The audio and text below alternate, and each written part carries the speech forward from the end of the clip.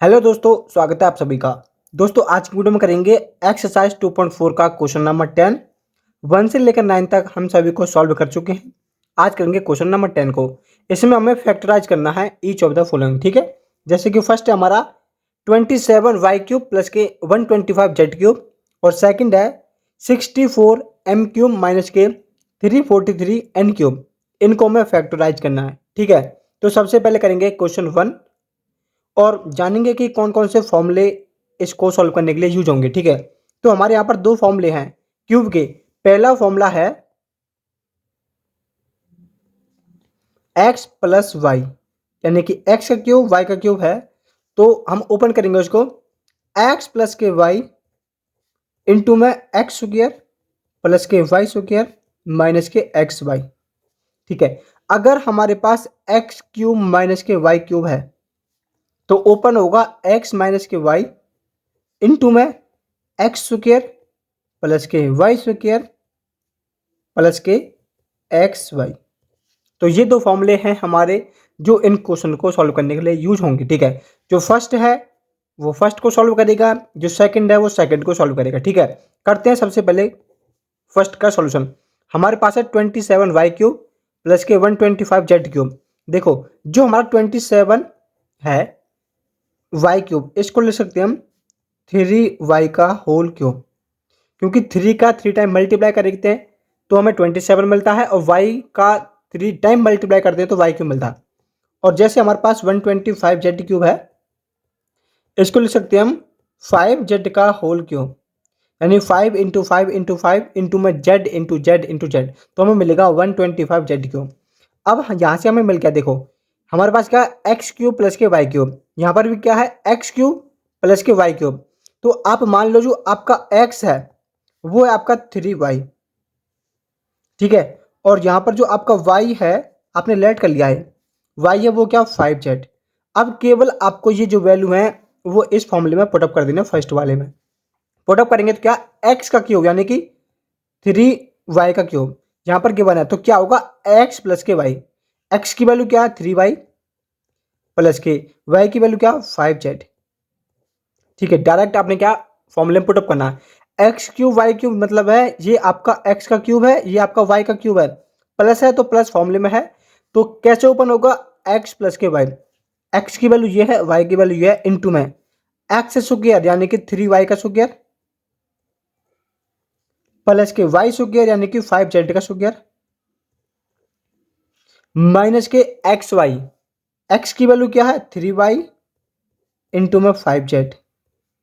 इनको अब सॉल्व कर देना। ठीक है, तो 3y प्लस के 5z, यहां पर क्या बचेगा, देखो 3y का होल स्क्वायर है, इसका मतलब है 9y स्क्वायर। यहां पर क्या है 5z का होल स्क्वायर, इसका मतलब है 25z स्क्वायर, क्योंकि 5 का स्क्वायर इंटू में z का स्क्वायर तो ये होता है माइनस के 3 इंटू में 5 इंटू में y इंटू जेड यानी कि 15yz। तो ये जो आपके निकल के आया है क्या है, फैक्टर है किसका है 27y³ प्लस के 125z³ इक्वल किसका होगा 3y प्लस के 5z इंटू में 9y स्क्वायर प्लस के 25z स्क्वायर माइनस के 15yz। तो ये क्या है, इसका फैक्टर है। ठीक है, तो हमने ये फैक्टराइज कर दिया। अब करेंगे क्वेश्चन नंबर 2 को, यानी कि सेकंड को, जहां पर क्या है 64m³ माइनस के 343n³। इसके अंदर हम सेकंड वाले फॉर्मूले को यूज करेंगे। ठीक है, तो क्या है हमारा सेकंड क्वेश्चन।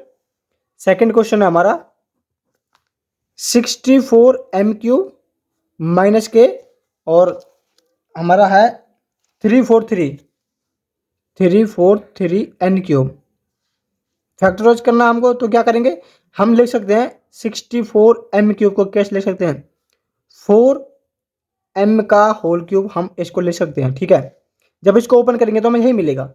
और 343n³ कैसे लिख सकते हैं 7n³, क्योंकि जो 7 का क्यूब होता है वो होता है हमारा 343 और 4 का क्यूब होता है 64। फॉर्मूला कौन सा यूज करना है, एक्स का क्यूब माइनस के वाई का क्यूब, क्योंकि ये हमारा जो वैल्यू है एक्स का क्यूब है, ये हमारा माइनस है, ये हमारा वाई का क्यूब है। इसके साथ कंपेयरिंग करना है। तो कैसे ओपन होगा, एक्स माइनस के वाई क्या होगा, एक्स स्क्वायर प्लस के वाई स्क्वायर, और यहाँ पर होगा प्लस के एक्स और वाई। फॉर्मूले में वैल्यू पुटअप कर देने हैं। तो अब यहाँ से x की वैल्यू हमें क्या मिलेगी, यहाँ से आपने लेट करा कि जो आपका x है वो है आपका 4m, और यहाँ पर जो आपका y है वो क्या है आपका 7n, यानी ये आपका x है, ये आपका y है। ठीक है, वैल्यू पुटअप करनी है इसके अंदर।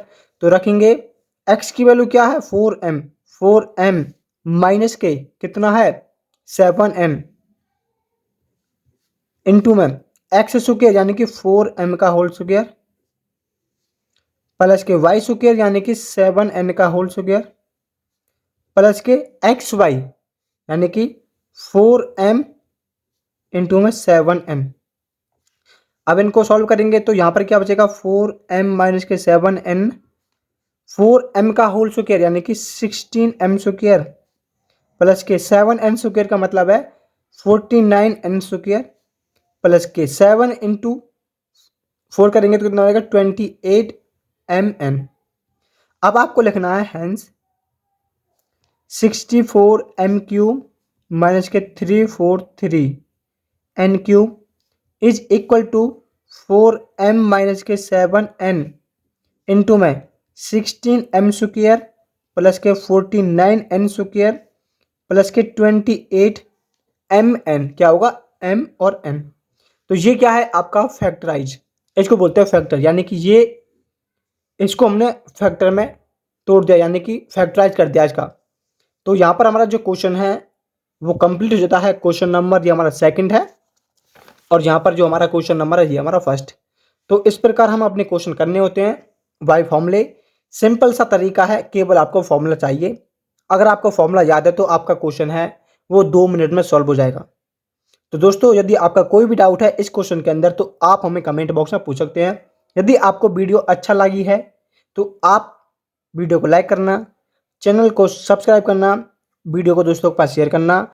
दोस्तों यदि आपने हमारे टेलीग्राम चैनल को अभी तक ज्वाइन नहीं किया है तो उसका लिंक आपको डिस्क्रिप्शन बॉक्स में मिल जाएगा। वहाँ पर आपको क्लास 9th के PDF NCERT बुक के सॉल्यूशन और इजी मेथड से आपके जो सॉल्यूशन है क्वेश्चंस के वो आपको मिलते रहेंगे। आपको हमारे टेलीग्राम चैनल को ज्वाइन करना है, वहाँ पर आपको न्यू अपडेट मिलते रहेंगे। और जो हमारा न्यू सिलेबस है 2025-26 का, यानी कि न्यू एजुकेशन पॉलिसी 2025, उसके बेस पर सभी क्वेश्चंस, इंपॉर्टेंट क्वेश्चन आपको टेलीग्राम चैनल पर मिलते रहेंगे। केवल आपको टेलीग्राम चैनल को ज्वाइन करना है और वहाँ पर आपको उस पर मैसेज करना है कि आपको किस टॉपिक से क्वेश्चन चाहिए, किस टॉपिक से इंपॉर्टेंट क्वेश्चन चाहिए, वो सभी हम आपको देते रहेंगे। तो दोस्तों मिलते हैं नेक्स्ट वीडियो में, और वीडियो को दोस्तों के पास ज़रूर शेयर करना।